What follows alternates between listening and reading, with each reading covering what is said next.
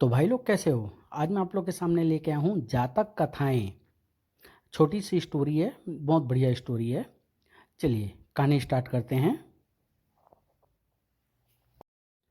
बहुत दिनों की बात है, रेगिस्तान के किनारे कुछ दूर एक हरा भरा खुशहाल गांव था।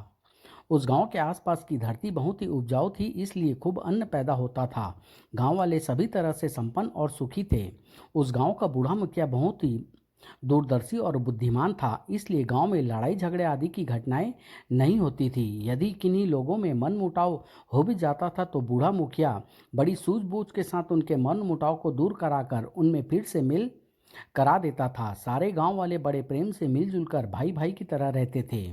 दुर्भाग्य से एक बार वर्षा नहीं हुई। गांव के पास बहने वाली नदी और आसपास के तालाबों का जल सूख गया। कुएं में भी पानी कम हो गया। वर्षा न होने के कारण खेतों में खड़ी फसलें सूख गई, जंगलों में पेड़ पौधे और घास सूख गई।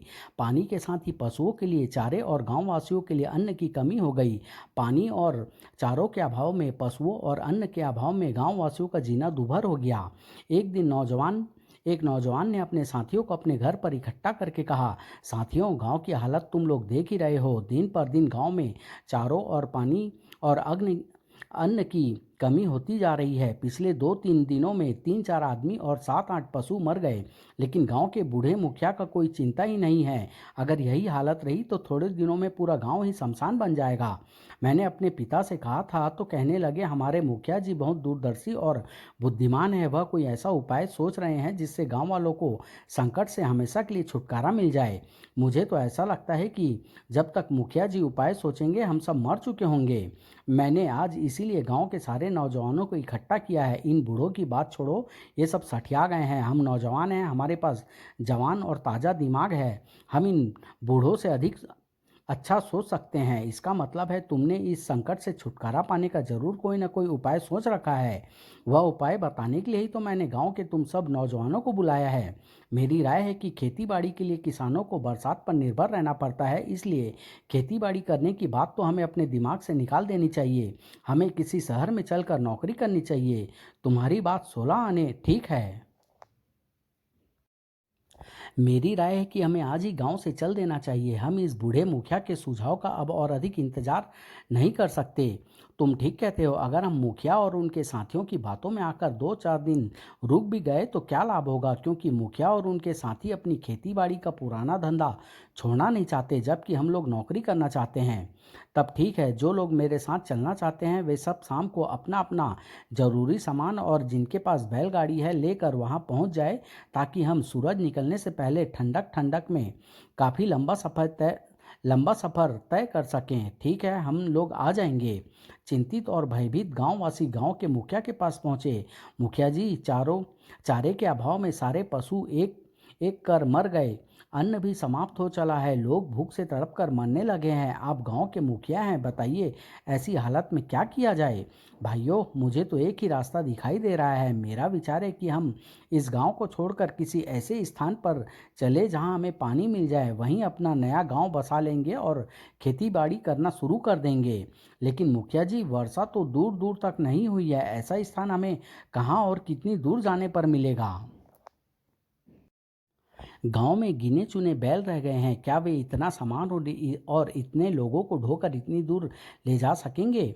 भाई, हिम्मत और समझदारी से काम लो। अगर हम लोग इस सामान के मोह में यहीं बैठे रहे तो एक ना एक दिन भूख प्यास से तड़प तड़प कर मर जाएंगे। हम जीवित रहे तो सामान फिर इकट्ठा हो जाएगा। यह तो आप ठीक कह रहे हैं मुखिया जी, सामान इंसान को पैदा नहीं कर सकता। हाँ, इंसान सामान को खो देने के बाद फिर इकट्ठा कर लेता है। मैं इसीलिए कह रहा हूँ कि सारा सामान मकानों में बंद कर दो। गांव भर में जितना भी अन्न है इकट्ठा कर लो। जितना भी पानी मिले घड़ों में भर लो और इन दोनों चीज़ों को गाड़ियों में लाद कर चल दो। लेकिन मुखिया जी, ऐसा स्थान कहाँ है जहाँ पानी भी है, उपजाऊ जमीन भी हो और हम लोग नया गांव बसाकर सुख से रह सकें। हमारे गांव से कुछ ही दूर पर शुरू होने वाले रेगिस्तान के पार ऊंचे ऊंचे पहाड़ है जिनसे नदियां निकलती है, झरने फूटते हैं। उन पहाड़ों की तराई में भरपूर पानी भी है और उपजाऊ जमीन भी है। वहीं हम अपना नया गांव बसा लेंगे और सुख से रहेंगे। और जब हमारा नया गांव बस जाएगा तो हम इस गांव में आकर अपना सामान निकाल कर ले जाएंगे। मैंने उन लोगों को मुखिया जी मुखिया जी का सुझाव बहुत ही उत्तम है। हमें जल्द से जल्द इस गांव को छोड़कर चल देना चाहिए, क्योंकि नौजवानों को एक दल पिछली शाम ही गांव छोड़कर जा चुका है। मैंने उन लोगों को समझाने की बहुत कोशिश की थी, लेकिन वे नहीं माने। चलो, अच्छा ही हुआ जो वे लोग पहले चले गए, इससे हम लोगों को लाभ ही होगा। मुखिया की सलाह मानकर गांव वालों ने गांव में जितना भी अन्न मिला बोरियों में भरकर गाड़ियों में लाद दिया। पानी से भरे घड़े भी गाड़ियों में लाद दिए। बूढ़ों, बीमारों, स्त्रियों और बच्चों को गाड़ियों में बैठा दिया, और फिर वे सब अपने पुरखों के पुराने गांव को अंतिम नमस्कार करके चल दिए। कुछ दूर जाने पर रेगिस्तान शुरू हो गया। एक बार मैं जवान था, इस रेगिस्तान में यात्रा कर चुका हूँ। मीलों तक न कोई पेड़ पौधा दिखाई देता है, न कोई आबादी। बहुत ही कठिन यात्रा है। कुछ भी हो, मैं तो सभी गांव वालों के कहने पर अपने पूर्वजों का गांव छोड़कर चल पड़ा हूँ। मुझे बूढ़े मुखिया का यह सुझाव बिल्कुल पसंद नहीं आया। हमारा मुखिया सठिया गया है। बुढ़ापे में जैसे शरीर के अन्य अंग काम करना बंद कर देते हैं, बुद्धि भी काम करना बंद कर देती है। अगर सठिया न गया होता तो नौजवानों के उस काफिले के साथ ही क्यों न चल पड़ा होता, जिनके पास मोटे ताजे बैल थे। अब तक तो वह काफिला रेगिस्तान को पार भी कर चुका होगा। हमारे भूखे प्यासे बैल उसके मोटे ताजे बैलों के साथ साथ तेजी से चलते चलते चले चलते, और हम भी उनके पीछे पीछे रेगिस्तान पार कर चुके होते। तुम दोनों मूर्ख हो। हमारा बूढ़ा मुखिया बहुत ही दूरदर्शी और बुद्धिमान है। वह कैसे? तुम देख रहे हो, जब से रेगिस्तान शुरू हुआ है हमें पानी से भरे कुएं जगह जगह मिलते जा रहे हैं। हमें और हमारे पशुओं को पीने के लिए ही नहीं, नहाने धोने के लिए भी पानी मिल जाता है। हम गांव से जिन घड़ों में पानी भरकर चले थे वे सब ज्यों के त्यों भरे रखे हैं। यह तो तुम ठीक कह रहे हो। रेगिस्तान में कुआं खोदना आसान काम नहीं है। उस काफिले में सब जवान थे, इसलिए उन लोगों ने आसानी से कुएं खोद डाले। हमारे साथ जवानों की अपेक्षा बूढ़ों की संख्या अधिक है। हम लोग इतने गहरे कुएं खोद भी नहीं पाते। ओह, अब मैं समझा कि मुखिया ने नौजवानों के काफिले के साथ जाने से क्यों इनकार कर दिया था, और उस काफिले को पहले जाने की आज्ञा क्यों दे दी थी। हाँ भाई, हमारा बूढ़ा मुखिया बहुत समझदार है। कुआं खोदना आसान काम नहीं है। वह नहीं चाहता था कि उसके साथी तपते हुए रेगिस्तान में कुआं खोदे और थक जाएं। बूढ़े मुखिया की गाड़ी काफिले में सबसे आगे थी। वह चारों ओर और सामने दूर तक नजर दौड़ाते हुए चल रहा था। कुछ दूर जाकर उसने अपने साथी गाड़ीवान से कहा, हम लोगों को चलते चलते देर हो गई, लेकिन अभी तक कोई कुआं दिखाई नहीं दिया। यहीं से भीषण रेगिस्तान भी शुरू हो रहा है। इसका अर्थ है कि अब कुएं बहुत दूर दूर मिलेंगे। हमें अपनी पानी संभाल कर खर्च करना पड़ेगा। मुखिया जी, मैंने खूब पानी संभाल कर रखा है, आप चिंता न करें। हमारे पास इतना पानी है कि 15 दिन तक हमें पानी की कमी ना पड़ेगी। अब हमें जहाँ जहाँ भी पानी मिलेगा हम अपने घड़ों को पानी से भर लेंगे। हम अनिश्चित पर विश्वास नहीं कर सकते। मुखिया जी, उधर देखिए, बैलगाड़ियों का एक काफिला हमारी ओर ही चला आ रहा है। यह लोग इस ओर क्यों आ रहे हैं? इस ओर तो पहले ही अकाल पड़ा हुआ है। इन्हें ऐसा स्थान छोड़कर आने की क्या जरूरत पड़ गई जहां पानी और अन्न की कोई कमी नहीं है? और इनकी गाड़ियों में जूते ताकतवर और हट्टे कट्टे बैलों को देखकर स्पष्ट हो जाता है कि ये लोग किसी ऐसे इलाके से आ रहे हैं जहां पशुओं के लिए भरपूर चारा भी है। कौन हो सकते हैं ये लोग? तभी सामने से आने वाली गाड़ियां मुखिया की बैलगाड़ी के सामने पहुंचकर रुक गई। नमस्कार बाबा, लगता है आप बहुत दूर से चले आ रहे हैं। आपके साथी और आपकी गाड़ियों में जूते बैल बहुत ही थके दिखाई दे रहे हैं। आप चिंता न करें, सामने वाले रेत के टीलों के पार ही बहुत घना जंगल है। पेड़ों की घनी छाया में पहुंचते ही आप सबकी थकान मिट जाएगी। जंगल में नदी भी बह रही है, वहाँ कई तालाब और झीलें भी हैं। वह देखिए, कमल और जलकुंभी कि ये फूल हम उन्हीं झीलों तालाबों से में से तोड़ कर लाए हैं। और यह देखिए, हमारे भीगे हुए कपड़े। हम जब जंगल में चले थे तो वहाँ मूसलाधार वर्षा हो रही थी। उन लोगों की बातें सुनकर बूढ़ा मुखिया सोच में पड़ गया। सामने से आने वाली गाड़ी में बैठे एक आदमी ने अपने सरदार से कहा, सरदार, कितने मूर्ख हैं ये लोग। उस और पानी ढोकर जा रहे हैं जहाँ कदम कदम पर तालाब, झीलें और नदियाँ हैं। सचमुच उस और पानी ढोकर ले जाना मूर्खता है।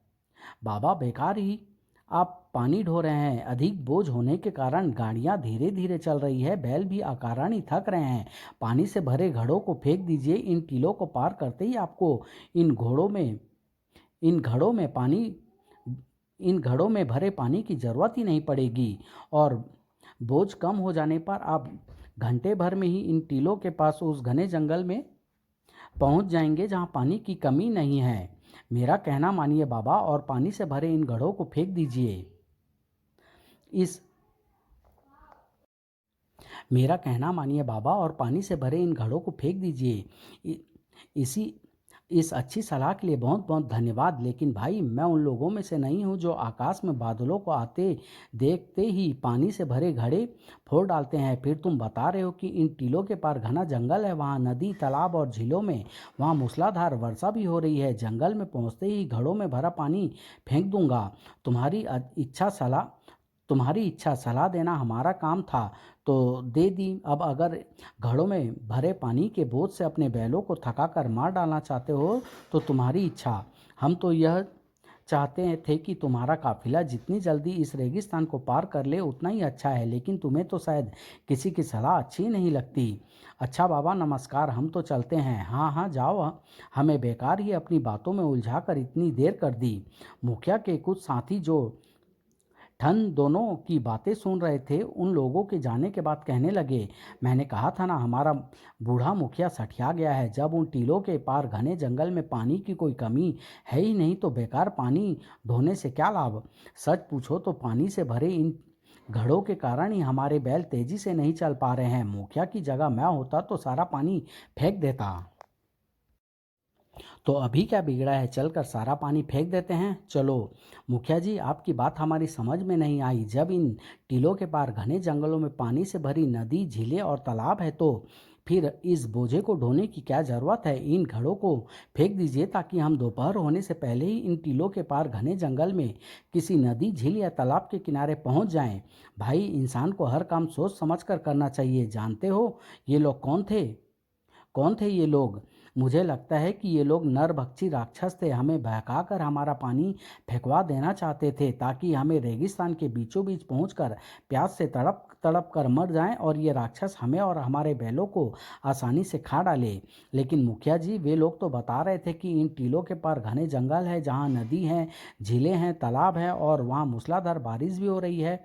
सब सब झूठ है। यह पूरा रेगिस्तान मेरा देखा हुआ है। अभी कोसों घना जंगल तो दूर छोटा सा पौधा भी दिखाई नहीं देगा, लेकिन उनके वे भीगे कपड़े और कमल तथा जलकुंभी के फूल, मैंने बताया ना यह सब लोगों को मार डालने की उनकी चाल थी। चलो गाड़ियों में बैठो और अच्छी तरह गांठ बांध लो कि हमें इसी पानी के सहारे इतना लंबा चौड़ा रेगिस्तान पार करना है। इन टीलों के बाद घने जंगल के बजाय तुम्हें दूर तक फैला रेगिस्तान ही मिलेगा। सब लोग अपनी अपनी गाड़ियां में जा बैठे। काफिला फिर आगे की ओर बढ़ने लगा। कुछ भी कहो, मैं बूढ़े मुखिया की इस बात को नहीं मान सकता कि वे लोग मानव भक्षी राक्षस थे। अब टीले दूर ही कितने रह गए हैं। अगर उन झीलों को पार करने के बाद जंगल न दिखाई दिया तो मानना ही पड़ेगा कि बूढ़े मुखिया की बात सच है और उसने पानी न फेंक फेंक कर समझदारी का काम किया है। मैं तो फिर यही कहूँगा कि हमने नौजवानों के काफिले के साथ न जाकर मूर्खता की है। अरे यह क्या, यह गाड़ियाँ और इंसानों तथा पशुओं की हड्डियों का ढेर कैसा दिखाई दे रहा है। यह तो नौजवानों के उस काफिले की ही बैलगाड़ियां दिखाई दे रही है। तब तो निश्चित रूप से हड्डियों की ये ढेर उस काफिले में शामिल नौजवानों और उनके बैलों की हड्डियों के ही हैं। कुछ देर बाद बैलगाड़ियां हड्डियों के इन ढेरों के पास पहुंचकर रुक गई। मुखिया जी यह तो उसी काफिले की गाड़ियां दिखाई देती है जो हमसे पहले रवाना हुआ था। हाँ भाई, ये गाड़ियां उसी काफिले की है और हड्डियों की ये ढेर उसी काफिले के अभागे इंसानों और बैलों की हड्डियां के ढेर हैं। उन्हीं नरभक्षी राक्षसों ने उन्हें मार डाला होगा। इन हड्डियों के ढेरों और जहाँ तक बिखरे खून के धब्बों को देखकर तो ऐसा लग रहा है कि ये काफिला यहाँ से 2 दिन पहले ही पहुंचा था। इन नरभक्षी राक्षसों ने उन लोगों के साथ वैसा ही कोई ना कोई चाल चली होगी जैसे हमारे साथ चलना चाहते थे।